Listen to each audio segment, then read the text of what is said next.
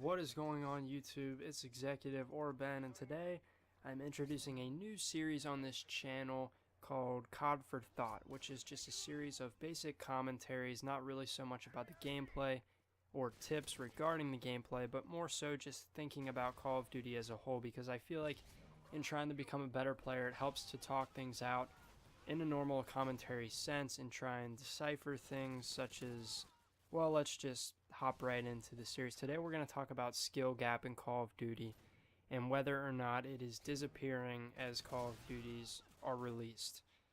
And first, let's start out by asking, what is skill gap?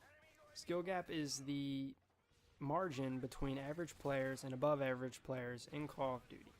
The last game, you could say, where this was obviously present was all the way back in Call of Duty 4 and Call of Duty 5. In those games, leaderboards were generally dominated by the best players in the lobby. 95% of the games, the best players in the lobby would finish on top of the leaderboard in every game.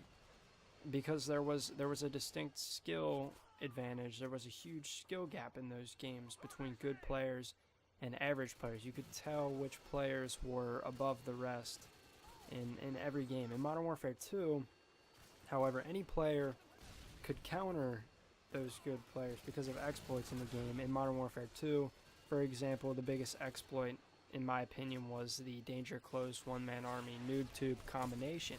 And with that, you could easily counter any above average player in the lobby because it was so easy to get kills with that exploit.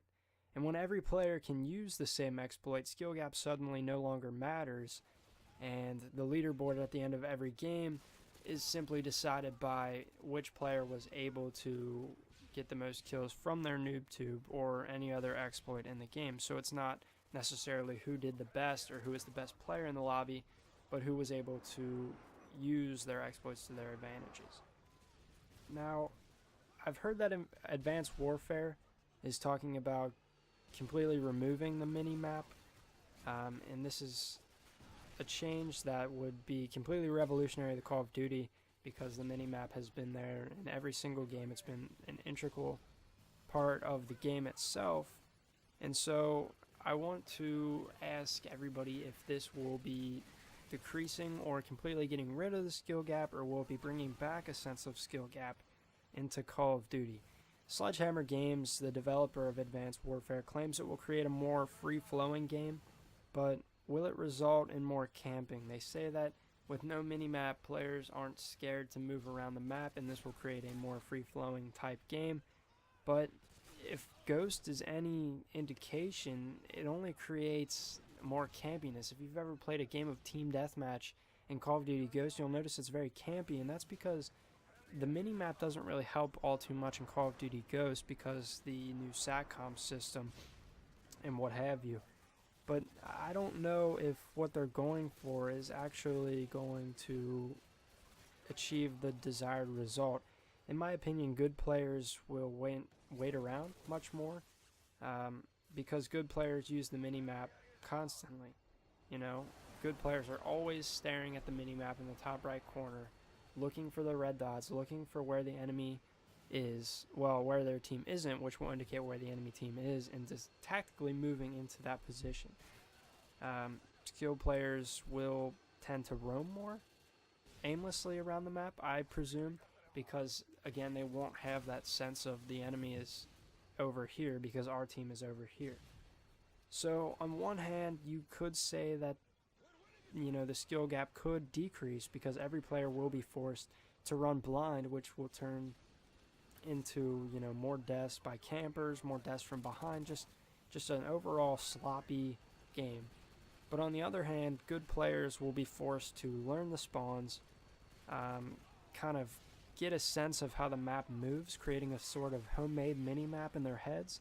But again, COD Ghost has proven that it can be quite difficult to learn spawns, especially in all the types of game modes that are in Call of Duty.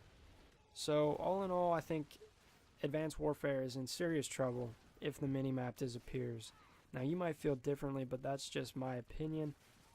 What I think what they are trying to do isn't really going to work. And what I think they will end up doing, and again, there's no evidence to support this, but what I think Advanced Warfare is going to implement, since they are leaning so heavily on this exoskeleton suit, I think the HUD will be sort of like a visor slash screen in front of the player's face.